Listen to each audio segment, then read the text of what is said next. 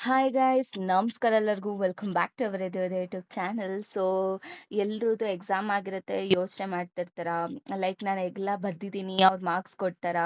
ಅಷ್ಟೊಂದು ಸತಿ ಎವ್ಯಾಲ್ಯೂಯೇಷನ್ ಇರುತ್ತೆ, ಅಕಸ್ಮಾತ್ ನಾನು ಜಾಸ್ತಿ ಬಂತು ಅವರು ಮಾರ್ಕ್ಸ್ ಅನ್ನೋದು ರೆಡ್ಯೂಸ್ ಮಾಡ್ತಾರ.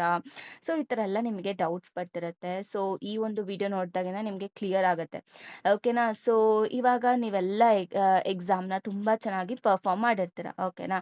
ಎಸ್ಪೆಷಲಿ ಹೈ ರೇಂಜ್‌ಗೆ ನೀವು ಬರ್ದಿರ್ತೀರ, ಓಕೆನಾ. ಎಕ್ಸಾಂಪಲ್ ಇವಾಗ ನೀವು 70 ಮಾರ್ಕ್ಸ್ ಎಕ್ಸಾಮ್ ಇರುತ್ತೆ. 70 ಮಾರ್ಕ್ಸ್‌ಗೆ ಅಲ್ವಾ ಕೆಲವೊಂದು ಸಬ್ಜೆಕ್ಟ್ ಎಕ್ಸಾಮ್ ಇರೋದು. ಸೊ 70 ಮಾರ್ಕ್ಸ್‌ಗೆ ನೀವು ಎಕ್ಸಾಮ್ ಬರ್ದಿರ್ತೀರ. ಸೊ ಅಕಸ್ಮಾತ್ ಅದರಲ್ಲಿ ನಿಮಗೆ 63ಕ್ಕಿಂತ ಹೆಚ್ಚು ಮಾರ್ಕ್ಸ್ ಬಂದಿದ್ರೆ, ಓಕೆನಾ. ಆಮೇಲೆ ಒಂದು 80 ಮಾರ್ಕ್ಸಿಗೆ ಬರ್ದಿರ್ತಾರೆ ಕೆಲವೊಂದು ಸಬ್ಜೆಕ್ಟು. ಸೊ ಆ 80 ಮಾರ್ಕ್ಸ್ ಪೇಪರ್ ಏನಾದರೂ 72 ಮಾರ್ಕ್ಸ್‌ಗಿಂತ ಜಾಸ್ತಿ ಬಂದಿದ್ರೆ, ನಿಮ್ಮ ಏನಂತೀರ, ನಿಮ್ಮ ಪೇಪರು ಆದಷ್ಟು ಬೇಗ ಅಷ್ಟು ಬೇಗ ಫೈನಲೈಸ್ ಆಗೋದೇ ಇಲ್ಲ ಮಾರ್ಕ್ಸು. ಆ ಒಂದು ಆನ್ಸರ್ ಪೇಪರು ಲಾಸ್ಟ್ ಸ್ಟೇಜ್‌ವರೆಗೂ ಹೋಗುತ್ತೆ. ಅಂದರೆ ಚೀಫ್ ಎಕ್ಸಾಮಿನರ್‌ವರೆಗೂ ಹೋಗುತ್ತೆ. ನಿಮ್ಗೆ ಆಲ್ರೆಡಿ ಗೊತ್ತಿರೋ ಹಾಗೆ ನಿಮ್ಮ ಪೇಪರ್ ಎವ್ಯಾಲ್ಯೂಯೇಟ್ ಆಗಬೇಕಾದ್ರೆ 3 ಸ್ಟೇಜಸ್ ಇರುತ್ತೆ. ಒಬ್ರು ಅಸಿಸ್ಟೆಂಟ್ ಎಕ್ಸಾಮಿನರ್ ಸ್ಟಾರ್ಟಿಂಗ್ ಕರೆಕ್ಷನ್ ಮಾಡಿರ್ತಾರೆ. ಆಮೇಲೆ ನೆಕ್ಸ್ಟ್ ಡೆಪ್ಯೂಟಿ ಚೀಫ್ ಎಕ್ಸಾಮಿನರ್ ಇರ್ತಾರೆ, ಅವರು ಚೆಕ್ ಮಾಡ್ತಾರೆ.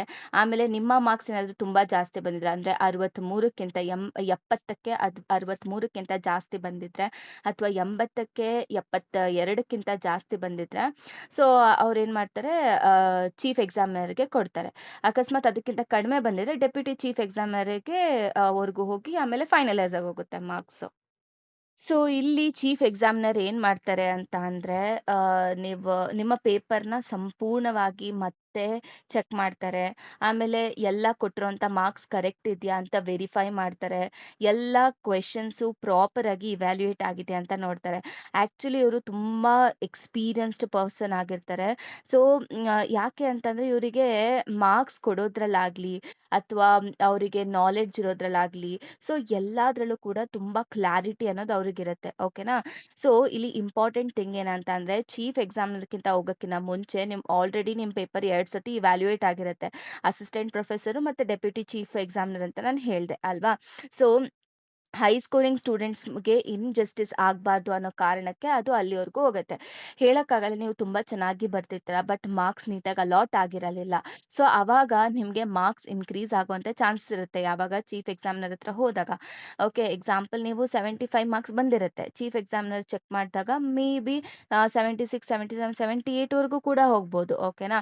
ಸೊ ನೀವು ಪರ್ಫೆಕ್ಟ್ ಆಗಿ ಆನ್ಸರ್ ಬರ್ದಿದ್ರೆ, ಕೆಲವೊಮ್ಮೆ ಎಕ್ಸ್ಟ್ರಾ ಪಾಯಿಂಟ್ಸ್ ಗಮನಕ್ಕೇನಾದರೂ ಬಂದ್ರೆ ಖಂಡಿತವಾಗ್ಲೂ ಅವರು ಮಾರ್ಕ್ಸ್ ಕೊಡ್ತಾರೆ, ಓಕೆನಾ. ಬಹಳ ಸ್ಟೂಡೆಂಟ್ಸ್ ಭಯ ಪಡ್ತಿರ್ತಾರೆ, ಏನಂತ ಅಂದರೆ ಮತ್ತೆ ಏನಾದರೂ ಕರೆಕ್ಷನ್ ಮಾಡ್ತಾರೆ ಅಲ್ವಾ, ಚೆಕ್ ಮಾಡ್ತಾರೆ ಅಲ್ವಾ, ಅದರಿಂದ ಏನಾದರೂ ನನ್ನ ಮಾರ್ಕ್ಸ್ಗೆ ಏನಾದರೂ ಎಫೆಕ್ಟ್ ಆಗುತ್ತಾ, ಅಥವಾ ಮೋಸ್ಟ್ಲಿ ಇನ್ಕ್ರೀಸ್ ಆಗೋ ಚಾನ್ಸಸ್ ಏನಾದರೂ ಇದೆಯಾ ಅಂತ, ಓಕೆನಾ. ಮಾರ್ಕ್ಸ್ ಕಡಿಮೆ ಆಗೋದು ತುಂಬಾನೇ ಕಡಿಮೆ, ಓಕೆನಾ. ಸೊ ಮಾರ್ಕ್ಸ್ ತೆಗಿಯೋದಿಲ್ಲ, ಬಟ್ ಮಾರ್ಕ್ಸ್ ಇನ್ಕ್ರೀಸ್ ಆಗೋ ಚಾನ್ಸಸ್ ಇರುತ್ತೆ, ಓಕೆ.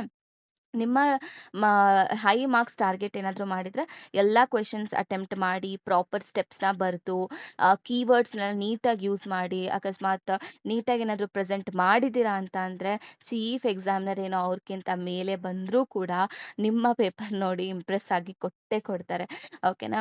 ಸೊ ಓವರಾಲ್ ಆಗಿ ಹೇಳಬೇಕು ಅಂದರೆ, ನಿಮ್ಮ ಪೇಪರ್ ಮಿನಿಮಮ್ ಅಂದರೆ ಯಾರು ಚೆನ್ನಾಗಿ ಬರ್ದಿರ್ತೀರ ಅವರ ಪೇಪರ್ ಮಿನಿಮಮ್ಮು 3 ಬಾರಿ ಚೆಕ್ ಆಗುತ್ತೆ, ಓಕೆ. ಹೈ ಮಾರ್ಕ್ಸ್ ಸ್ಟೂಡೆಂಟ್ಸಿಗೆ ಎಕ್ಸ್ಟ್ರಾ ಅಟೆನ್ಷನ್ ಸಿಗತ್ತೆ ಅಷ್ಟೇ. ಸೊ ನಿಮ್ಮ ಮಾರ್ಕ್ಸ್ ಸೇಫ್ ಆಗಿರುತ್ತೆ. ಸೊ ಯಾವುದೇ ರೀತಿ ಟೆನ್ಷನ್ ಆಗೋದು ಬೇಡ, ಕಾನ್ಫಿಡೆನ್ಸ್ ಇರಲಿ, ಓಕೆನಾ. ಸೊ ಯಾಕೆ ಅಂದರೆ, ಇವಾಗ ನೀವು ಭಯಪಟ್ಟಾಗಲಿ ಅದ್ರ ಬಗ್ಗೆ ಯೋಚನೆ ಮಾಡಾಗಲಿ ಏನೂ ಪ್ರಯೋಜನ ಇಲ್ಲ. ಯಾಕೆ ಅಂದರೆ, ಸೊ ಎಕ್ಸಾಮ್ ಆಗಿದೆ, ಇವಾಗ ನೀವು ಯೋಚನೆ ಮಾಡ್ಕೊಂಡು ಕೂತ್ರೆ ನಿಮ್ಮ ಟೈಮ್ ಹೋಗುತ್ತೆ ಬಿಟ್ಟರೆ, ನೀವು ಹೋಗಿ ಅಲ್ಲಿ ಚೇಂಜ್ ಮಾಡೋಕ್ಕಾಗತ್ತಾ? ಇಲ್ಲ. ಸೊ ಮತ್ತೆ ಯಾಕೆ ಯೋಚನೆ ಮಾಡ್ತೀರಾ? ಸೊ ನೀವು ಬರ್ದಿದ್ರೆ ಖಂಡಿತವಾಗ್ಲೂ ನಿಮ್ಗೆ ಮಾರ್ಕ್ಸ್ ಸಿಗುತ್ತೆ. So what you deserve you will get it, okay. So ಇಷ್ಟು ಹೇಳ್ತಾ, so thank you so much guys.